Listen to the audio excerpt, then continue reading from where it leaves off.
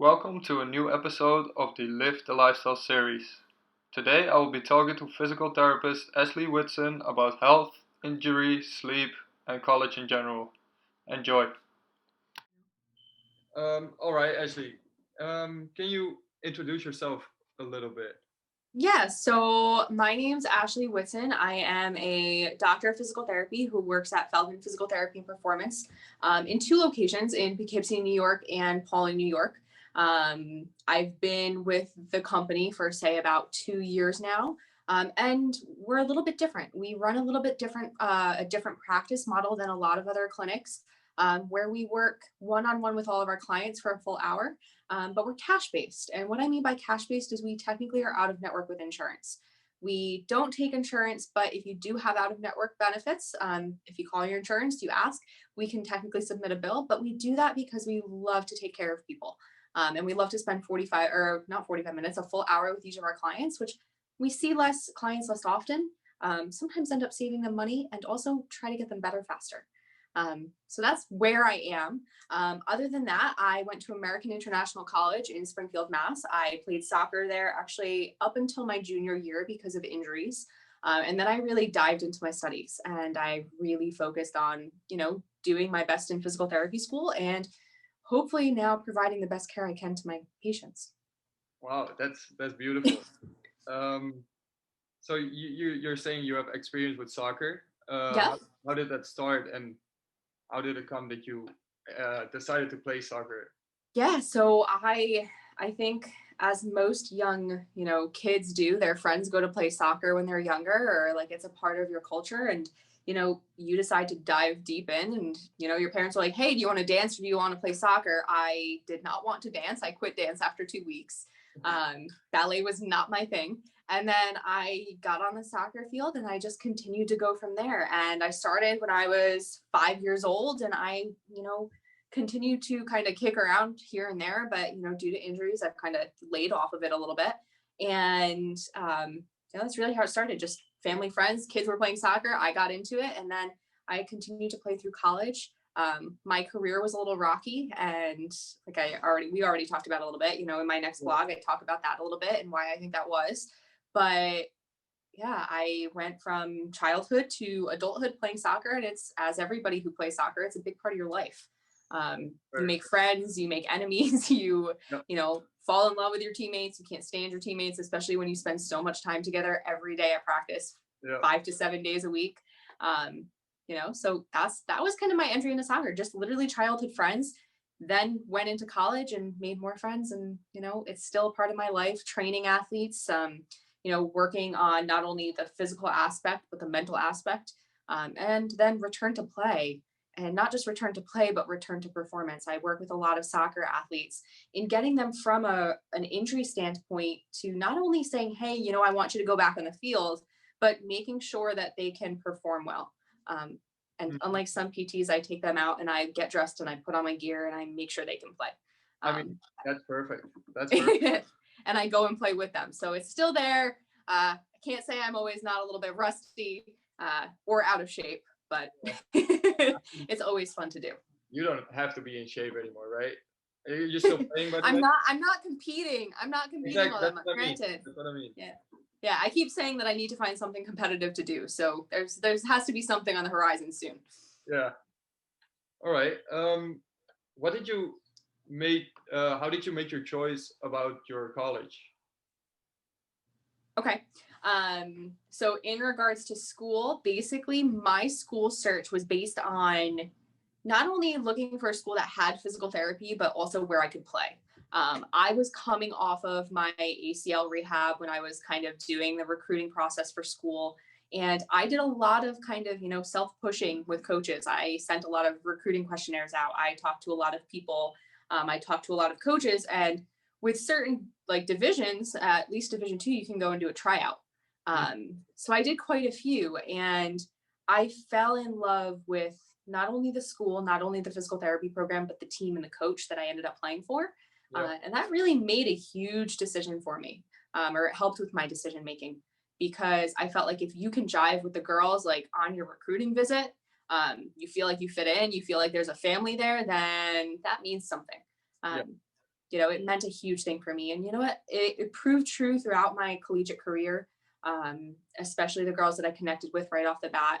There was a lot of stuff that kind of happened, and here I am. Like they helped me through and pushed me through, and that's really what drove me to that school was not only the team, the physical therapy program, coach. I Yeah. think it was a good mix of things that kind of made me Yeah, go you're to where I went. still close with those girls anyway, right? For the most part, I'm still close with some of them. I don't see everybody as often as I'd like, Hmm. which is the hardest part. We talk from time to time, and even if we don't talk often, when we do talk, the big thing is that you feel like you've never stopped talking. Exactly. Your teammates will always be your teammates, and even if you weren't necessarily super close to them, like there's still going to be a special place in like your heart for your teammates that you played with for a while. Yeah. Whether it be when you were a kid or whether you were in college. And I mean, collegiate athletics are completely different. As I almost spill my coffee. That would not be a good thing.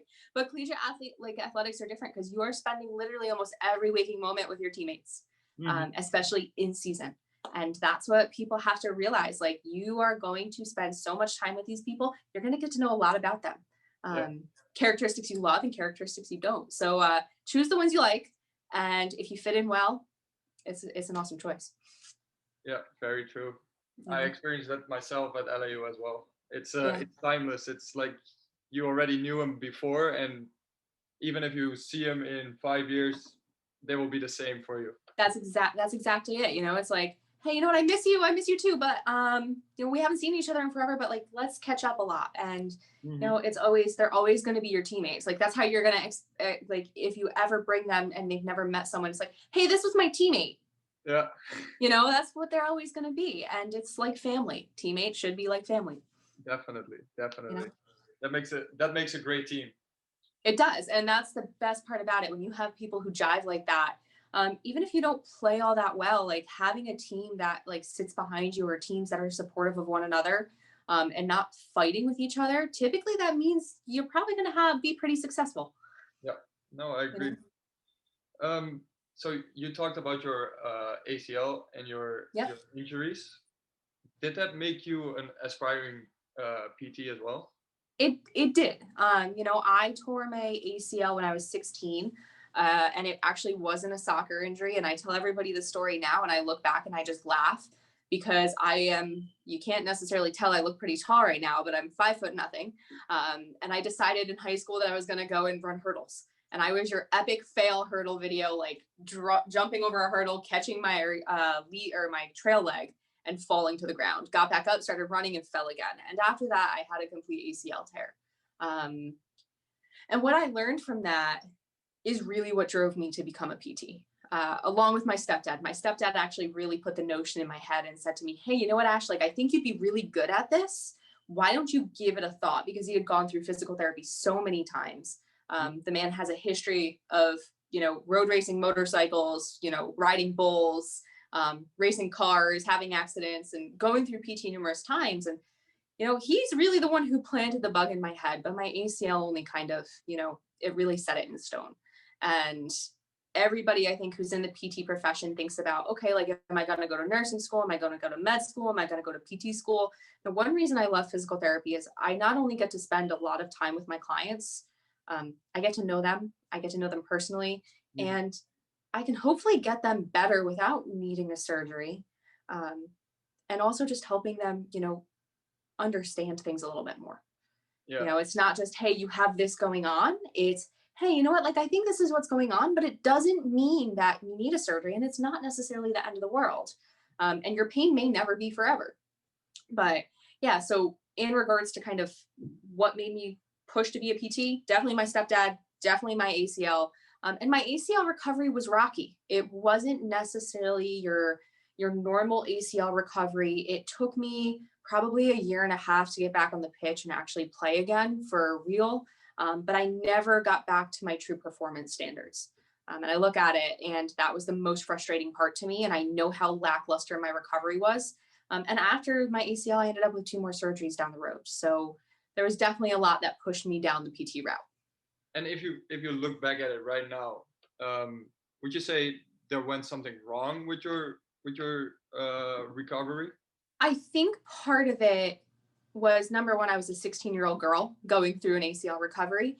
Yeah. And I didn't come from a super athletic household. I came from everybody was off like racing cars every weekend.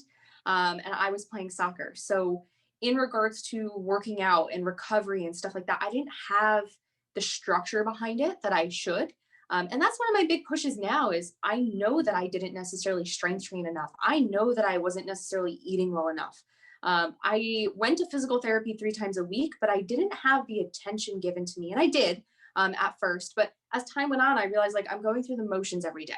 I never picked up a barbell. I never did really any heavy weightlifting. I never really got back to being strong, Mm-hmm. of which prior to my ACL, I was really, really strong and I was fast and I was, definitely playing to the standards that I held for myself. And afterwards, I just felt like I never got back there. So I think a lot of it was not only number one, I was 16, didn't do probably what I needed to do every day. But also the other part was my rehab wasn't, in my opinion, what it should have been. I make ACL athletes from early stages start weightlifting. I teach them if they've never done it before. I make them weightlift. I, put them through the ringer when it comes to strength and conditioning, but also kind of the agility and the conditioning aspect to make sure that they are prepared to go back to the field. And I can tell you, when I got back, I was nowhere near and ready to play. And a lot of psychology behind it too. And that's what a lot of people don't realize is how much psychology goes into the return to play aspect. Yeah. And sometimes that means me sending them to a sports, like my athletes, no matter what the injury is, to a sports psychologist to make sure they're ready. And I can tell you, I wasn't ready. I was scared. I was scared I was going to get injured again. And then I was also running around with this big brace on my leg, which also just made me realize like, hey, something's wrong with me all the time. Yeah. You know? Would you say that mental aspect is like a big indicator for like a getting another injury? Or I would say it's actually been shown like in research that not being prepared psychologically definitely has something to do with re-injury rates when it comes to athletes. yeah. Because there's a fear there and you can watch it. If I'm a physical therapist and I'm doing, say, a return to play evaluation, and I have watched this person, do their exercises day in and day out, and they're strong. But when I put them through different motions, there's a fear there. I know that that person's not technically ready. Until I can make them do something without being fearful, I'm probably not going to release them. And then I have the opposite where people come in and they're completely prepared psychologically, but they're not ready strength wise. And that's also a battle. That's that's a personal battle within somebody. It's like, hey, you know what? I know you're strong enough, or I know that you're ready, you're prepared, you're mentally ready to go back to sport. But unfortunately, physically, you are not there yet.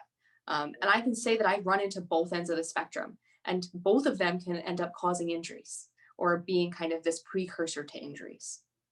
Yeah. And that's not only with the knees, right? That's with everything. It's everything. It's with everything. People typically sometimes end up in a little bit more chronic pain because of the fear and the psychology behind it. Yeah. If I have somebody who has, say, lower back pain and they've been feared and kind of has this psychological kind of thought process of, hey, I cannot physically bend over because it makes my back hurt. Well, then they don't bend over again. No. And they lose the tolerance to do that. So anytime they bend over, it does hurt.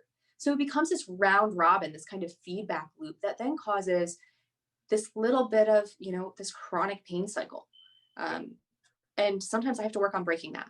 So it can happen with any type of injury, a shoulder injury, an ankle injury, ACL, any generalized knee injury, any generalized shoulder injury. That cascade can occur and cause these types of things. And how would you break such a negative spiral? It can be difficult sometimes. I think a lot of it is graded exposure. Me being extremely positive, the words that come out of my mouth, the words that I use are some of the most important things. One of the big things that I try to do is I try to avoid words like weak. If somebody can sit down and stand up from a chair and somebody's like, oh, your core is weak, like you can hold yourself up nice and steady. Like you're not slouching, you're not like falling over as you get out of the chair. So your core is still strong. We just need to find the ways to tweak it a little bit to make you feel better. It's really word choice. Word choice is huge. Great exposure to these movements. Having someone try something like, hey, like, how did you feel? And sometimes if there is still that discomfort, I'm like, well, did it get worse? And I try to avoid a lot the word pain. I don't necessarily like the word. Some people will say it over and over again. I'm always in pain. I'm always in pain. Okay, so how is your discomfort? Or how are you feeling today? It's letting them tell a story on top of you doing these little bit of, the little bit of digging to really figure out what's going on. Yeah. I mean, that brings us back to the mental aspect, I would say, Yeah. right? Yeah. And there's something like if we walked literally into my office, I have something called like the fear avoidance cycle on a board in my office. It's something that I explain to people that if we have a positive recovery more than once, typically we're going to get into a positive recovery cycle. If I become injured and then I go into this kind of fear avoidance model where I get injured, it continues to stay hurt. I go to somebody, they tell me to never do something again. I then start thinking about that over and over again. I then go into this disuse, and then I go to even like this fear. And then because of that, all of that together, I then don't do much anymore because I'm just fearful of doing it. So Yeah. that's why we call it fear avoidance. Just because you have something going on doesn't mean you can't necessarily do what you love again, maybe modified for a little bit. Yeah. And my biggest thing, and like I use this example because it's an easy one, is like with pregnant women. Yeah. You're told you can't do something, but then again, there are people who do CrossFit throughout their entire pregnancy, just modify it. Or people who, after pregnancy, are told, hey, you're not allowed to do that. But you can with time. Yeah. And that's the most important part. Yeah. That makes sense. So, your road to becoming a PT, Yeah. how does it look like, and how long is the road, for example? So for me, my road to physical therapy and getting my degree was like a 6.5 year course. For me, I did a joint program. So my program was, I did a fast track of 3 years of undergrad. So a 3 year basic, and we didn't get our bachelor's in 3 years, but we got it in fourth year. But then a 2 year, technically like a 3 year grad school program. So in total, it was a 6 year program. And then obviously after that, you're studying for your board exam and you have to pass your board exam in order to get your license. Okay. So I would say for me, it was about 6.5 years. For some people, however, people will do a regular bachelor, so a 4 year degree, and then they do the 3 years additional on top of it. And there's many different ways to get there. But for me, I did the 6 years. And I did it straight through. So I didn't take any gap years, and it was a tough process. There's GPA restrictions. That if you have to maintain above a specific GPA in order to, number one, transfer into the program, but number two, stay in the program. Okay. So you have to keep that level as well if you're in there. Absolutely. Okay. Absolutely. So if I remember correctly, it was about a 3.0 in the sciences. Yeah. And that's all your sciences combined. So you have and it depends on the school, physics, chem, biochem, chemistry, biology. I took bio before I came into college, so that's why I almost forgot that one. And then statistics. And, some schools require you to either do an advanced math, like mathematical course, or you can choose to have a minor or two minors on top of it. And that I did the minor route. So I not only finished with my bachelor's in like what we call like interdepartmental sciences and pre-physical therapy, with a minor in psychology as well. Okay. And then after that, I moved into PT school, which is very daunting. It's my first semester of PT school was about 22 credits. Oh, that's yeah. I should actually say my second semester. We did a summer session, then we went into first session. Yeah. And it was a lot. It's a lot of work, but if you do it well, and if you manage your time, which I think is really hard for a lot of people, you can succeed. And It's a tough road, but just remember, even if you're not an A+ student all the time, you can still finish and you can still be a great PT in the end. Definitely. And that's what I say to anybody kind of going through school. You can remember, you can still be really great at what you do, even if you don't always get A's. No, definitely. It's about experience as well. That's a huge thing. The experiences that you have not only in school, but for physical therapy school out in the clinic as we're doing what we call like our clinical rotations. Yeah, Um, so I did one in Tennessee, I did one in Texas, and I did one closer to home here. And I learned so much from the people that mentored me as I was going through. I learned what I wanted to do, I learned what I didn't want to do, um, and just so many facts about how being a PT is, and like how like managing yourself as a physical therapist is extremely important, yeah, because it's not just going and taking care of people all day. You still have paperwork. If you work with insurance, you have insurance paperwork. There's a lot that goes into it. And then for me, I'm in a lot of constant communication with my patients because I do kind of, provide that little bit of extra. It's like, hey, like shoot me a text message. Let me know how you're feeling later today, yeah, because I want to know. Because if I can empower them to get better faster, that's what I'm going to do. yeah. If you show care for them, that they will probably, I think they, because of the mental aspect, they will Yeah, probably recover faster as well, right? that's the big thing. If you can talk positivity to somebody or talk positivity into somebody who's in a really negative mental state, it's huge. Like it's going to make Yeah, such a big difference for that person. Um, yeah, Even just seeing a smile, or in my office, in my other office in LaGrange, I have a sign on the wall that says it's going tibia okay.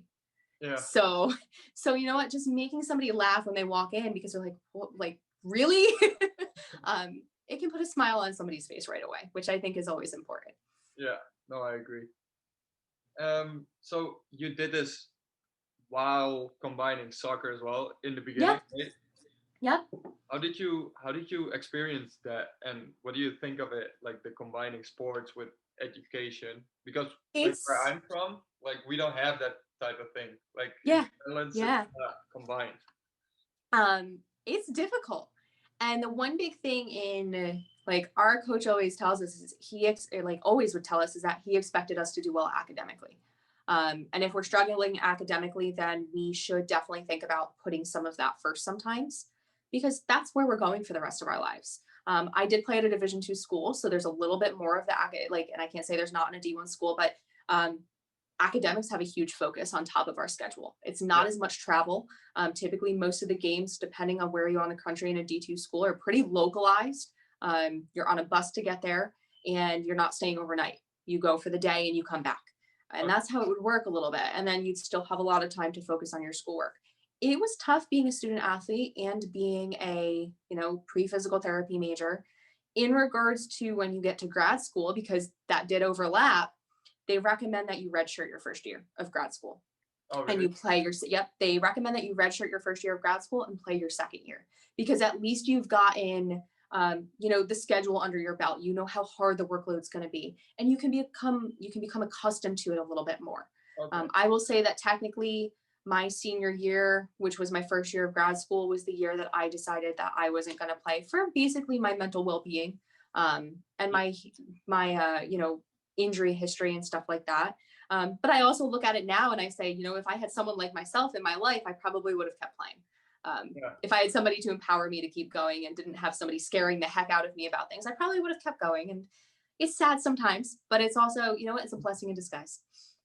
This made you feel so positive, right? Or like not feel, but be so positive right now too. Yeah. I That mean, it's a it will big be thing. different. If somebody's going through a tough recovery, or somebody, comes into me with a similar thing, and typically I won't tell my story right off the bat. I'm not going to, because I want somebody to tell me their story. Yeah. But if they're struggling a lot, then it comes up a little bit and say, hey, you know what? Like I have this, I'm still walking around with this. I can run, I can weightlift, I can jump. If I want to go play around on a field, I can. Um, and just try to, like I say over and over again, I'm going to empower people to do the best they can and rehab the best they can with that. Yeah. Oh, You know. yeah, makes sense. Um, so did so with the pandemic going on, did COVID uh, COVID probably affected the PTs as well? It did. What kind of For impact? us, yeah, for us, we decided as a clinic to actually shut down from the first day that we were told to shut down on March, what was it, 15th or so. Yeah. And we technically didn't reopen until the beginning of June. So Okay. we had not been in our clinic. And it was tough because obviously we had seen a regular stream of clients. But the good news was that we moved a lot of them over to a telehealth platform. So Okay. we did a lot of online physical therapy. I even saw new clients based with Zoom calls just like this. Oh, really? And it was, even though I wasn't there to be in person, it was still great to be able to continue care with those individuals. Yeah. Now, we were technically considered essential employees, so a lot of clinics did remain open. And for a lot of PTs, it did affect the way that they were working with people, especially with like, you know, um, basically like guidelines in regards to restrictions. And obviously, we're all sanitary to begin with. So that didn't really change any Yeah. practices with that. So in regards to kind of us, yes, it affected us a lot. Some other clinics, not as much. We did see decline in clients, and everywhere saw a decline in clients because it's a scary time, and it still is. Yeah. And some people are still hesitant to come out. And I will also add the fact that we work a little bit differently. That also did impact us a little bit more. Mhm. But the good news is because we spend a full hour with people and we space clients apart, people feel more comfortable coming back.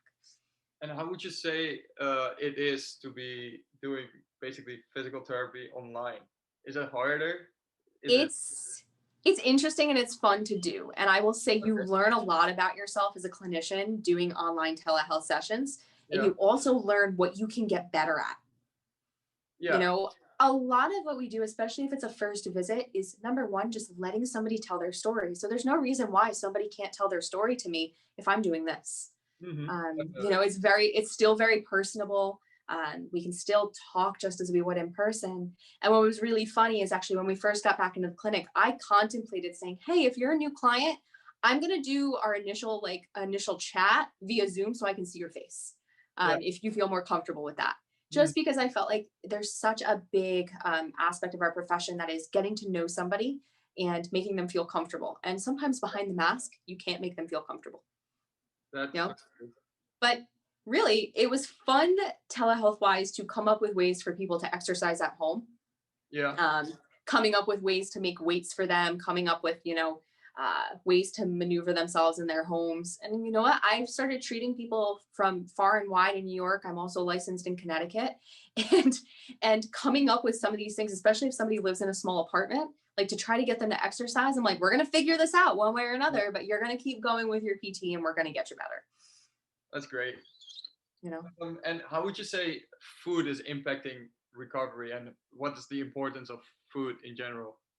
So, in regards to food, especially if you're an athlete, but anybody in general is extremely important. And one of the things that I go on and on about, and I've written blog posts about it, and there's another one coming out soon, um, is basically food is what fuels your performance, and food is what fuels us as a whole. Yeah. If we are not eating, our body goes into conservation mode. And that's where, even just random aside, like some people are like, hey, you know what, like I'm on this diet, but I'm not losing weight. Sometimes, hey, you're just not eating enough for your body to fuel itself. So it's going into storage capacity. It's going to start holding things in to kind of, keep you being able to function. But if you don't technically eat enough, or you don't have enough, say, caloric intake, or what I technically enjoy calling energy availability to fuel your body, then what Yeah. we tend to see over time is we see a breakdown. We see a decrease in performance. We see increased stress. We see, some GI issues. We see mental fog, cognitive dysfunction. So basically, like, we can't think as straight, or we start getting confused, start forgetting things. If you don't use food as a source, all of those things can start to happen. And Yeah. you may just kind of look at it as, oh, you know what, like I'm playing 7 days a week, I'm just extremely exhausted. However, that may not always be the case. It's also where I see more injuries pop up. Okay. So if people aren't eating enough and not fueling themselves enough, I sometimes see, especially in athletes such as like runners, even soccer players, dancers, I see things like stress fractures. I see things like, these tendon injuries. I see muscle pulls. And typically, if somebody's not fueling their body appropriately, guess what? It takes longer to recover. It takes longer.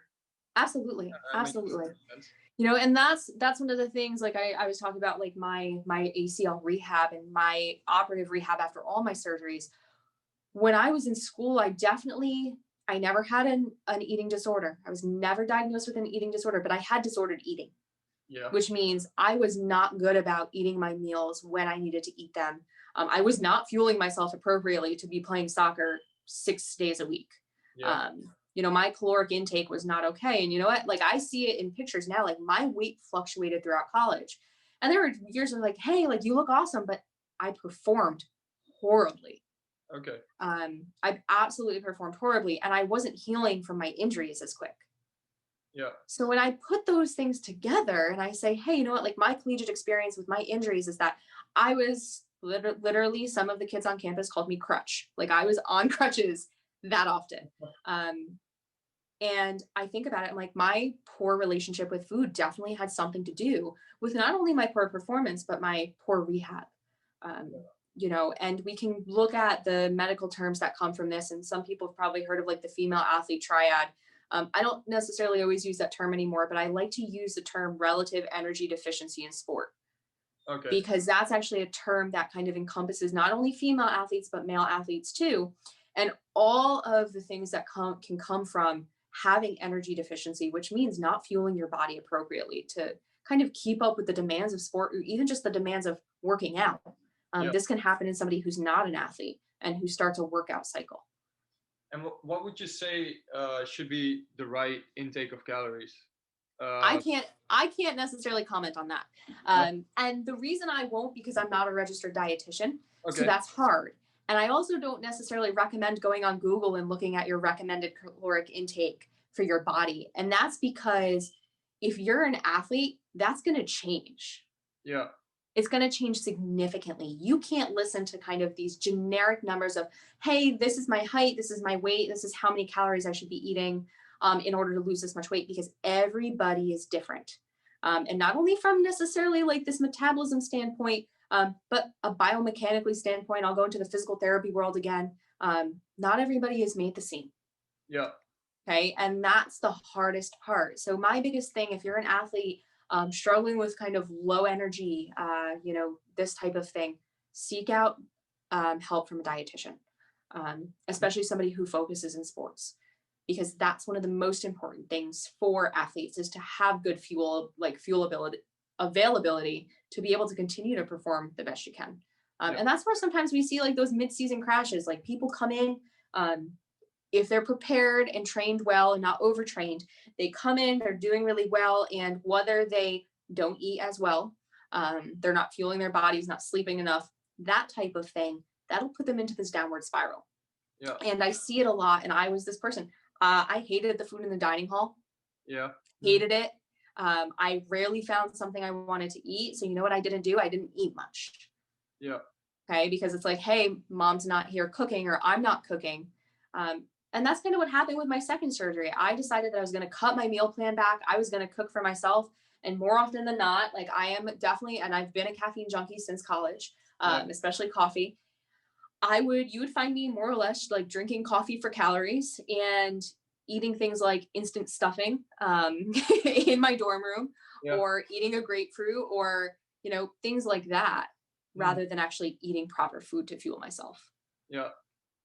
So you mentioned sleep is an important one as well, probably for everything, like for health in general, for recovery, for performance. If you ever want to scare yourself, go read research on sleep. Yeah. And what it says is that, if we don't sleep enough, our body is going to backfire at us. Yeah. And we've seen that with a lot of people. It can not only cause like all these other health issues, but increased anxiety, increased stress, poor performance. And I can go through a full list.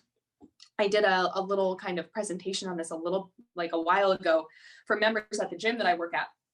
And sleep is one of the utmost important things for our health and well-being and performance. That typical 7 to 8 hours of sleep, that's recommended. Yeah, you should get that. And if you're training 7 days a week, you should probably be getting more.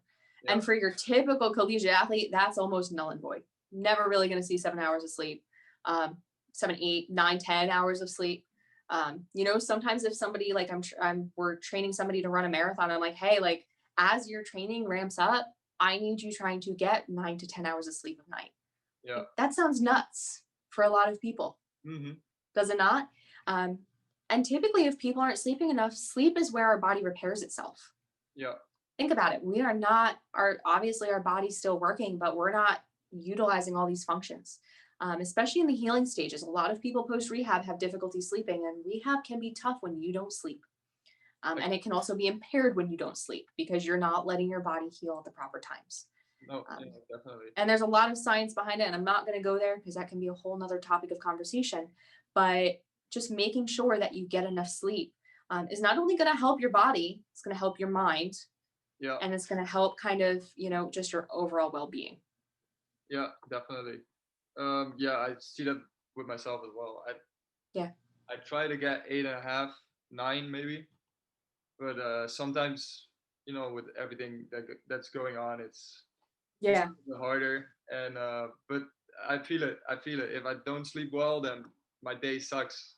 Because Yeah, that's what a new puppy does to you. When you get a new puppy, baby, whatever, you don't sleep through the night more than likely. So, and I mean, there are people out there who have, yes, difficulty sleeping in general. So find ways for yourself to wind down before you go to sleep. yeah, For me, if I turn on like a meditation app on my phone, I am typically right out. okay, So if I start to meditate right before I go to bed, I will fall right asleep.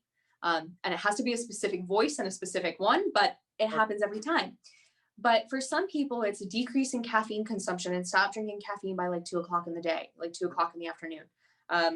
It is turn off the lights, don't look at your phone, which I think for a lot of people is really difficult. yeah. My meditation app is on my phone, probably not where it should be, Oh, because there I'm looking at light before I go to bed, but I can luckily still fall asleep. yeah, that's good. I mean, I think if you get used to it, it's another thing as well. Yeah, absolutely, absolutely. But It's a routines and like yeah, your body knows when to shut down. yeah, people forget sleep is medicine. Yeah, definitely, That's a definitely. huge thing. Sleep is medicine for our bodies. And if you're not sleeping, then we're not taking care of our bodies.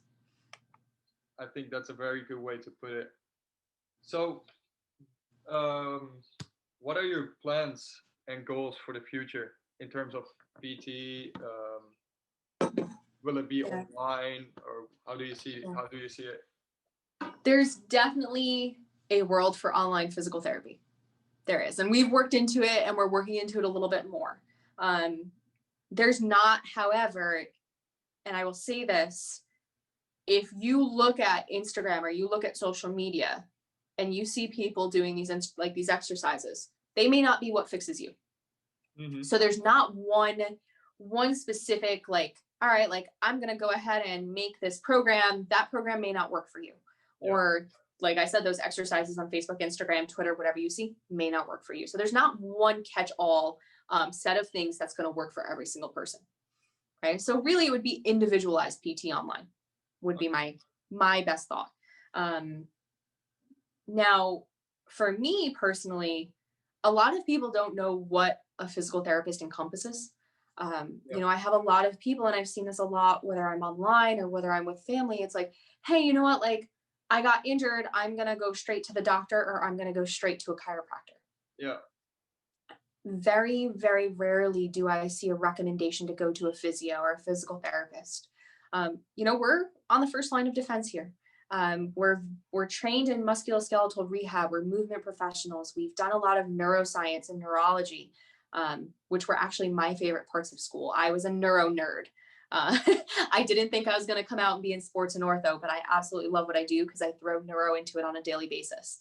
I want people to understand what we do as a whole. So I think for me, that's a big push in regards to, hey, like you've had a poor experience with PT.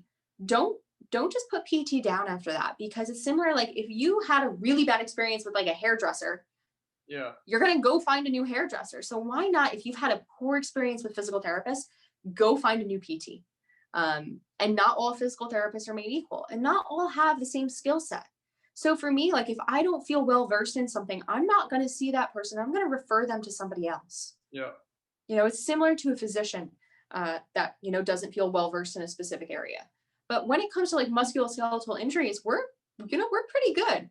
We're pretty good at diagnostics, and that's why we do have direct access privilege in New York. And I'm also licensed in Connecticut and Connecticut too. People can come in and see us without a prescription from a physician, and a lot of people don't know that. No, that's definitely right. Um, you know. yeah. So we're going towards the end now, and if you look back at your time and like your lifespan and things like that, what would you tell your younger self? Like I said, this is a tough one. Um, if I could tell my younger self, especially for my injuries, to do what I was told, Yeah. um, but also, you know what, like I don't think I'd change it for the world in almost because it's given me and it's made me become who I am today. But what I would tell my younger self is to not be so hard on yourself all the time. Say that. Not be so hard on myself all the Okay. time. Yeah. Give yourself a little bit of breathing room. Because I was a stickler about grades. Spent a lot of time in the books. And don't get me wrong, like I said, I loved it. Yeah, What'd you say? good. Right? That's one of them. But the other thing, the other ones is just like really, it's one of those things. When you're a kid, you don't understand the world all that much. Yeah. I'd almost say don't try to understand the world as much as a kid. For all of these young, and not just for me, like obviously when I was young, like I wasn't, but for all the youth now, it's like enjoy your childhood. Yeah. Enjoy your childhood. I want people to understand, yes, the political system, et cetera, but also like go out and play. Have fun, be a kid. Don't think too much.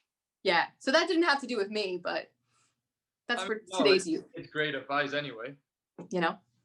And so do you have any last tips for like aspiring PTs for the future, or like the biggest thing that I can say for an aspiring physical therapist is if you're in PT school or even after PT school, find a mentor.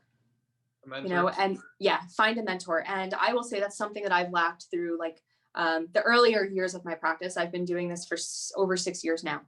Feels like yesterday that I started, but I've been doing this for over 6 years. And even if you go to a job and they say, hey, we provide mentorship, I will say that I've been in 2 different facilities that I really didn't have somebody there to mentor me that much, even though I was promised that. So find somebody and don't ever hesitate to ask. Whether you see somebody on social media who you align with their views, whether you feel like it could be one of your professors, start a relationship with that person. And I think this doesn't just have to do with physical therapy. I feel like it has to do with any field out there. People forget the benefit of having not only somebody like in your corner, but having somebody to go back to talk to about difficult things and even just life in general, because a lot of mentors not only become coaches for what you do business wise, but also life coaches. Yeah. Would you say that's like one thing that the school system isn't providing, like mentorship? I think that the school system, and it depends on the school. There are some schools that, have a lot of kids per professor. I think that schools provide mentorship, and there's going to be the professors who are there to guide you as an academic student. Okay. So professors and those whom are teaching in school are meant to be there to teach you the academic world. Yeah. Okay. Really, where we find mentorship as physical therapists are on the outskirts. It's when we're doing our clinical rotations. It's when we are, just kind of engrossed in the actual healthcare facilities, the settings that we go into. And that's where we learn the most. So I won't necessarily say for physical therapists, we're not getting mentorship in school, because we are, but it's a different type of mentorship. Yeah. And a lot of professors in PT school are still practicing physical therapists. Okay. Yeah. Okay. They're basically mandated to still be practicing PTs. So you do learn from them. Okay. But I think that finding somebody on the outskirts, and there's a lot of really awesome resources out there for younger physical therapists to look for mentorship. And just like if anybody listens to this, you're an aspiring PT or a PT in general, like the Level Up initiative is huge. I'm not necessarily a part of it, but I love what they do because they provide young PTs with mentors. Yeah. And there's a lot of organizations like that out there to look at. All right. Do you have any last tips, advice for upcoming student athletes? That's a big one. It is. There's a lot of advice there for me, but try to enjoy your sport the best you can. And if you are struggling, if you are in college, and you are, finding yourself not eating like myself or stuff like that, like don't just ignore it. Or if you feel like you're performing poorly, try to find someone to help you find the reason. Because there's probably one there. And that's what people fail to realize. And some coaches fail to realize. So that's really hard for me is that, you know, you come into school, you're new to your coach. They've only seen you, during your play somewhere else where you could have been just having a great game, or, you could have just, been on top of everything you needed to be on top of that day. But as you go to college and as you kind of come up through the ranks, as you get into your own independence and your kind of individual lifestyle, things are going to change. Yeah. You don't have that strict like thing that you're doing daily. And yes, you're going to have teammates who help you create this routine for yourself. But I know for me, it was hard because a lot of my schedule didn't jive with my teammates. I was never in the lunchroom the same time. I was doing my own thing. I had other friends that I'd made in the dorms on other sports teams, so I'd go with them. But really just making yourself prepared the best you can for your sport, trying to get sleep, trying to eat well, and talking to people when you need to talk to people. I think that's great advice. And those are huge. You know what? And don't let that sprained ankle bring you down. Don't let that pulled hamstring bring you down. And the biggest thing, if I could recommend for a student athlete, be prepared before you go to school. Don't slack off on your summer training. Don't slack off on your preseason training. Make sure that you're doing what you need to do to be a well-rounded athlete before you go into school. And the other thing is find somebody to teach you to weightlift before you go to school. That's my biggest thing, especially if you're a female athlete, or even a male athlete and you've never been exposed to a weight room before. I recommend, even if you're, sometimes if you have somebody as young as 9 years old and you have a coach who's well versed in weight training, you can start as young as 9. But other than that, find some weight training advice, because that for a lot of athletes, they've never touched a barbell, they've never touched a weight until they get to school. Yes. I'll leave it there because I have a whole big I can go on and on about that because I think it's so important. I mean, that's for another time then. Yeah, right? Absolutely. All right. Absolutely. Awesome. Thank you, Ashley. Anytime.